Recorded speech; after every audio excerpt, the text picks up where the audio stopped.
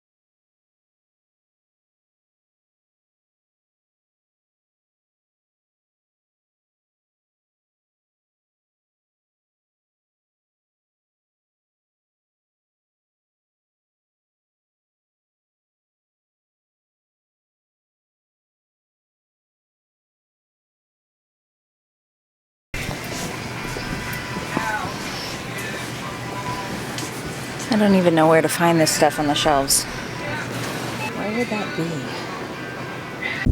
be? Okay, I just got home. They did have corn syrup. I need to change into my mud boots real quick, because my current boots will get badly filthy, which I have to say, love, love, love these boots.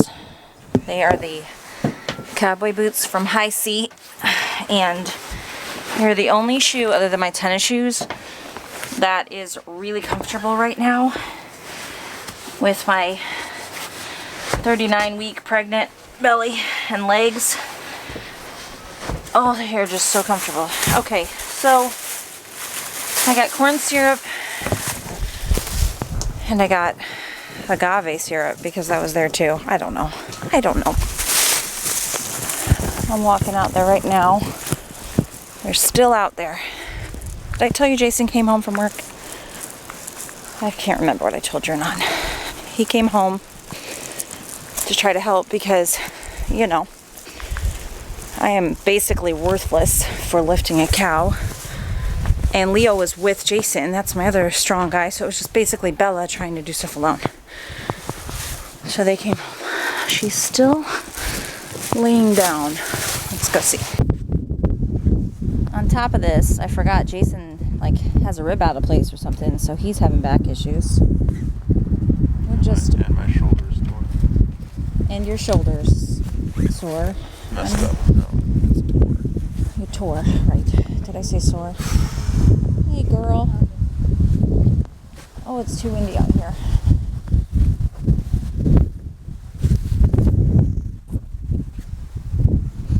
Hey girl, what are we gonna do with you? So they have made some progress. It was really slippery here. You can see how she's in this slope. This was the fence, which Bella cut the fence away just so that it wouldn't get in the way. And then started wedging hay under her to give her more to stand on, but sorry it's so windy out here. Oh, I don't know. So we called another guy. Jason called our neighbor who raises Charolais cows, yeah. He said that because she's in this good position, she's not on her side, but she's straight down, that it's not like an immediate emergency to try to get her to stand. So that's hopeful. She does keep trying to make some little effort to stand up. So it's like, you got the want to, sweetie. You want it. Oh, girl. Right here. We were watching the videos of normal cows getting up, and they have to like struggle on their head. Like their head is, it looks like She has to get to her knees first. Get to her front legs. knees with her back legs up. No. No. Front knees first, and then she goes like this. Like it's like almost like a yoga pose. That's the ideal way to get up. Right. But Because she uses the momentum of her going forward and the head. to take the weight off of the rear to get the legs up underneath her. Okay, go girl. Let her go, honey. I feel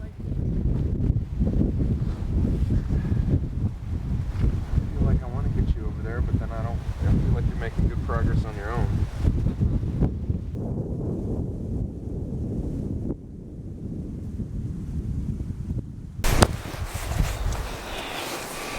I'm going back inside to check on the little ones. We've been out here a while. I am feeling heavy and a lot of pressure today.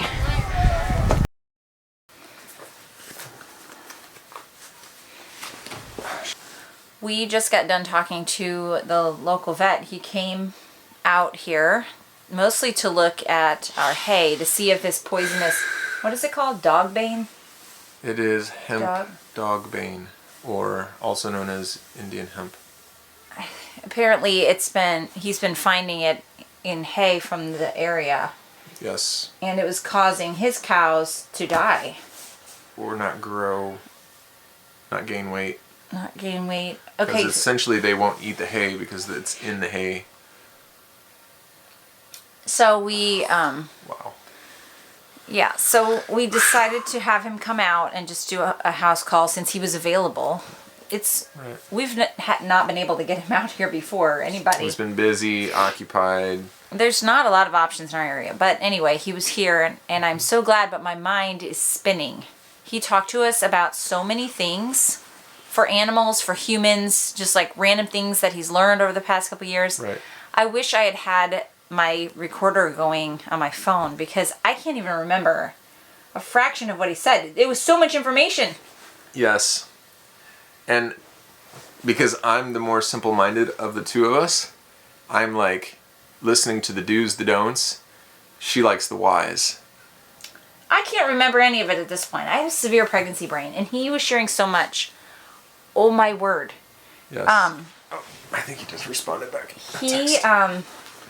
Okay, so he looked through our hay. We'll start there. He looked through our hay, and he did find this poisonous weed in our hay, but it wasn't in a huge amount, is what he was saying, but it was there.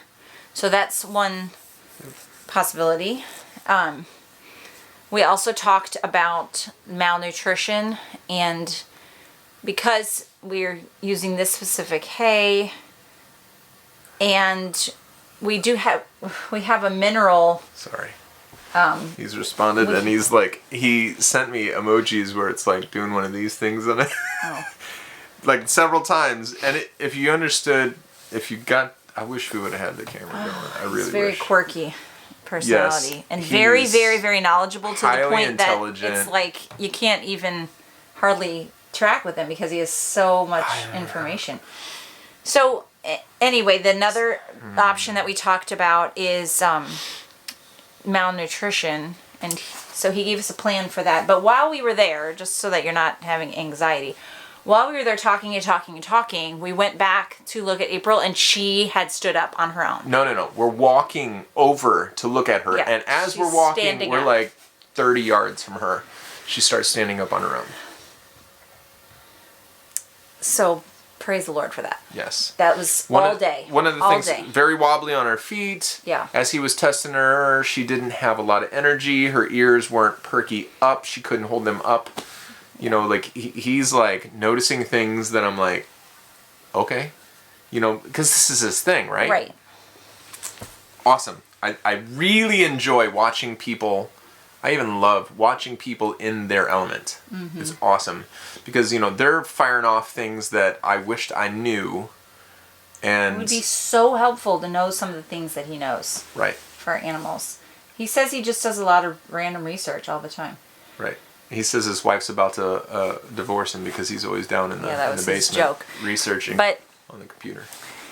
So the plan that he gave for us, for her, was to just quickly try to get more calories into her, was his main thing.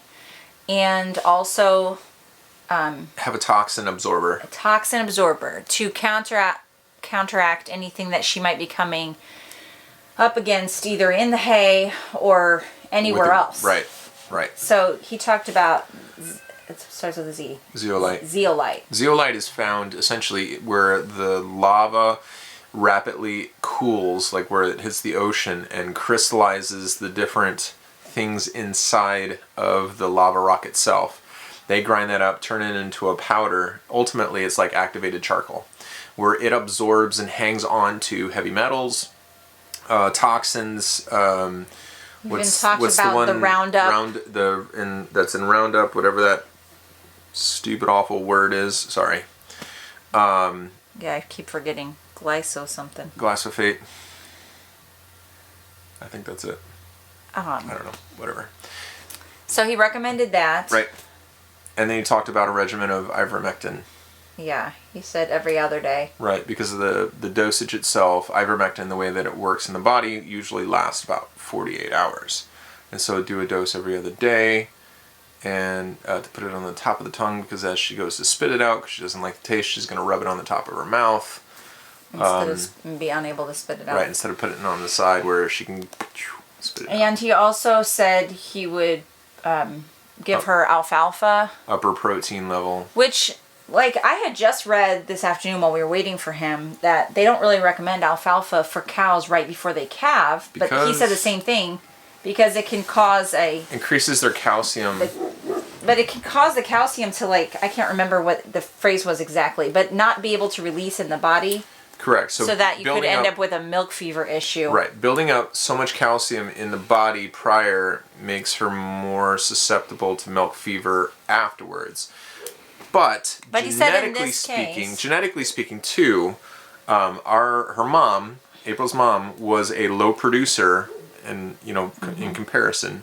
So in the full milk production traditional sense, she was given 4 gallons, where they were getting 6 to 7 on the other cows. We never got that. We saw maybe 3 gallons at her freshest. So lower milk, if April follows suit, lower milk production reduces the milk fever risk. Right. And he also said April just needs more right now. And so it's worth it to give her some of he just said to wet some alfalfa cubes. Yep. And he even said to give her a little bit of grain. Also for calories, our oats and barley. Right. Mixture that we were doing for the other animals. And then so I'm gonna pause. So that zeolite, the essentially it's like an absorber and an alkalinizer. Yeah, he said he takes it every day as part of his Zeolite Pure. Zeolite Pure. Zeolite Pure Something is like the one that he uses. It's the highest quality. It's it's more like a baking soda looking thing. And the other thing that he does is pine needles. He makes tea. What was the word? Oh my word. Tannins. The tannins? Is that not what you're looking for? I'm telling you, my mind is just... I know, I should ask him what the name of the... Oh, don't wear him out. Whatever. He's texting. So I guess he got COVID really, really bad. Like very early on, before they knew what it was, actually. Well, January of 2020, before it was really released, because... Long story. Okay, but anyway, he got really sick, and he said he did take the medicine that they gave him because he didn't know what was going on, but then he got sick from the medicine. So he started doing crazy amounts of research and found out that the pine needles, what do they do? Like absorb the stuff? I couldn't even understand what he was saying, but somehow it was an antidote to... It's an antifungal, antimicrobial... Like, to what... The sickness that he was getting from the things that they were trying to get him. Microbial parasite... I don't know. It was like talking to a jumbled up encyclopedia. Does a lot. That's so what I know. he just goes out daily to his pine trees. Yes, white pines are the best. And cuts off the needles. Red pines are the next best. And while we're standing there listening to this, he's cutting needles off our pines because we have... Shoving it in like where I come from, where like you do dip. Turning it up in there, and he's like, Tuna Town. He's just talking to us and chewing. He's like, I just gotta get the juice out of this stuff. Yeah. Because we have these downed pine trees all over, and he's like, don't cut down another one. Jason, he didn't want you to cut that one down. I know. We'll work on that. He's like, this stuff's so great, I ship it to my sister. He said, I've cut all my trees until I have to use a ladder because I've cut all the bottom branches off. But he makes tea from it, too. And drinks that every day. So he said... to give that also to April, to help her system. And then, I guess we could drink it too. I don't know. What are you texting him about? Well, he was talking about the other thing that, so you want to tell him about his friend? He had a friend who had cancer and went into Mayo Clinic, and they said the cancer's so bad they didn't even know if their treatments would do anything. It was just so bad. And so they said, okay, well, they set up an appointment to come back in and talk about chemo because, what else are they going to do? But I think it was kind of like a hopeless situation. It was. His cancer was so progressed that they didn't have a regimen at the Mayo Clinic to address his chemotherapy that they were going to do. Which probably turned out to be a blessing because they had to delay him. So it was like coming back. 3 weeks while the went doctors home, got together and figured out a plan. And they talked about, they're like, well, let's just try some experimental things. He was talking to his friend. So the friend started taking ivermectin and... Oh, and... what was the other thing? Fenbendazole. It's found in most dewormers. So he just started taking this stuff. Yes. And 3 weeks later, he went back to Mayo Clinic because they were going to start. It was time for his treatment, right? Yeah. So they said, okay. So he gets in there. They got a plan. Yep. He's like, okay, so we're going to put in a port. We're going to do this regimen and all this. And doctor goes in and he's like, okay, hold on. Before you start the treatment, doctor, can you do that thing that lets us know how bad the cancer is? Right. Check me one more time. Check one more time. And so they checked. It had only been 3 weeks, and they checked, and his cancer was down 50% already. Yes. And the doctor said, what's going on? Right. And he's like, I'm not going to tell you yet. And he's like, well, that's fine. Just keep doing what you're doing. So 3 weeks after that, he came in a second time, and his cancer was gone. No. Knocked down in half again. That's right. Knocked down in half and again. Then the second, and so in 3 months, by 3 months, he had no marks or traces by the standard level of what people would consider you having cancer. And so now he's on a regimen, essentially like a maintainer or a preventative, similar to what he does. What do you guys think of this? No. This is blowing my taking mind. ivermectin, right? He just takes it once a month. Those two things once a month now. Right. What? I wonder what the doctor said. Well, so I just have so many questions. Here's what he's saying, which kind of goes in line with what we understand, is that he's like, both drugs are anti-parasitic. Oh. The real cause of cancers could be microscopic parasites, question mark, and that's the one where he's, scratching his chin or whatever. But the thing that we understand is that cancer works like, or is similar to candida, which is an overgrowth of fungus in your body. And he was saying it can't survive in an alkaline body. Which we have read about that. Right. So if your body is so alkaline, then the cancer can't thrive and grow. I don't know. My mind is literally like thanks, brother, buzzing with all this random information. Random. Not random. Random, but not random. Random, but not random. I mean, you got this guy standing on your property, like chewing your pine needles and spitting them on the ground. It's just. Yeah, it's amazing. So, I would love to get him out here for a day or two and just sit and take notes on everything he says and see what kind of things he comes up with. I mean, I think that traditionally he's not coming from a natural perspective. Not at all. But in the past 2 years, or a year maybe, he's just started to do a lot of research. Right. And he said he experiments on himself to see how things go before he tries them out with animals. Right. And so, I think he's continuing to change and grow, just like we are as we continue to learn new things. And I'm most interested in learning more holistic ways to help our animals. I had just heard about on the... Where's he from? I think they're called Homestead Family is the name of the podcast that Bella and I were listening to. Okay.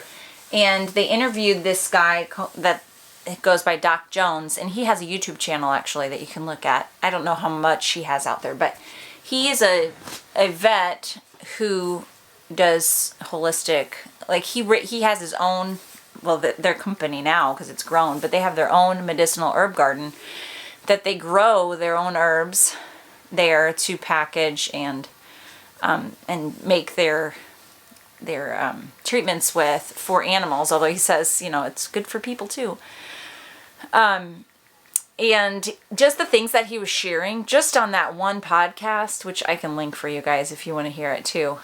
They were just chatting about random things here and there, and I was blowing my mind just the things that they can do with very basic herbs. And he said that he's found that it's more effective than the I don't like saying traditional because I think the herbs are the traditional ones, but the ones that we think of as a traditional veterinarian practice, the prescriptions, the medications, whatever that doctors use, he's saying that what he has noticed since he has done things holistically, because that's not how he started out, is that it's more effective and it's like cheap or practically free, or is free if you're growing it in your garden, and that the animals respond so well to herbal treatments. It's mind-blowing for him. Like, he's had cases of animals that he said were so far gone that your average vet practice wouldn't know what to do with them, and so he just tried out some herbs on them and they were healed. So it's just, I want to learn more about this. Can I just say like an answer to prayer today? Because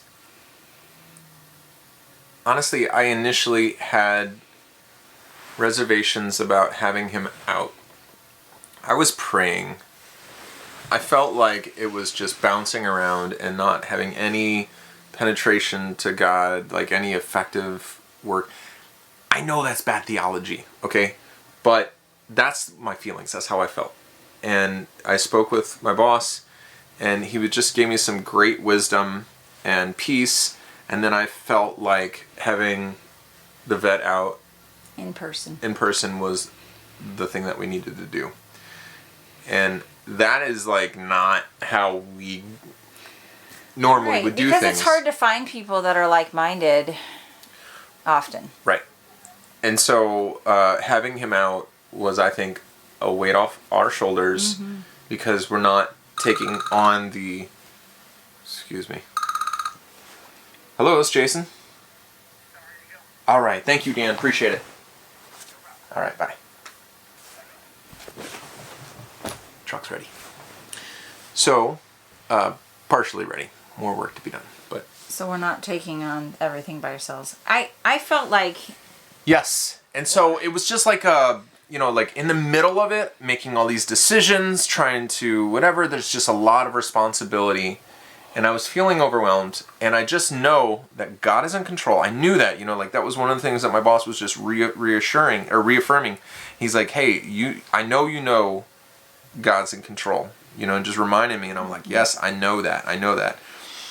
But, it feels like hesitating or moving on the decisions and like not making the right decisions. Like there's big repercussions, and the family is suffering from me making a bad decision, whatever, you know what I mean? Like that's real, that's reality. Yeah. I don't know how many men are watching necessarily, but it's like the thing that I feel like is my responsibility is to protect and provide for my family, in addition to nurture and love and all that, and support my wife. But I mean, those are the two primary things that feel like they're ingrained in me, and just like when I'm not thinking, that's on my mind. When I'm not trying to be intentional, that is kind of the cruise control that takes over. And so like when it comes to decision making, like I even found myself being very short with Leo and Bella when we were in the middle of it, because I didn't know what to do, and I was stressed out, right? Yeah. And I'm like, because I'm the person that fixes things in the family, and so it was just very heavy. And it's like I'm then also being called away from work, and like those things are screaming at me literally at the same time. Mm-hmm. My phone's blowing up, and I have responsibilities to people that put their trust in me, and they don't want me to be a part-time farmer necessarily, or that's not necessarily true. That's not what they're asking me to do when they say, hey, I want you to look after my life savings, and so trying to handle all these things and juggle them and not drop anything, and give them the kind of service and love and the care that they need.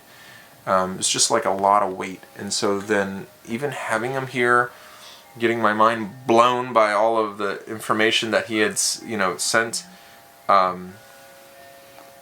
Yeah, it was a good thing. it was a good thing. It was worth the money worth the money. and the time.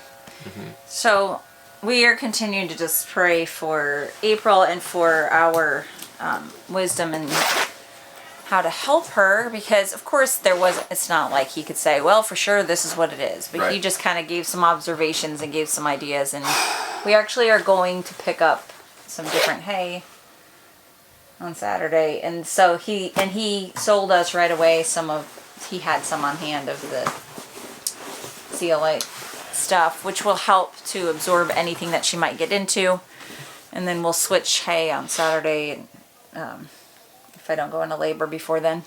Right. So there's your update. Farm emergency turned mind-opening experience. I don't know. I'm still... God provides again. Oh man. Yeah. And I have no idea what's for dinner, but Thank you guys for being patient through the homestead stuff. I know not all of you are into that sort of thing. Thank you for, Yeah, it's a big part of our life. It is. So thanks for being patient. Yeah, we've got to go pick the truck We do. truck up, so we'll see you soon. Bye guys.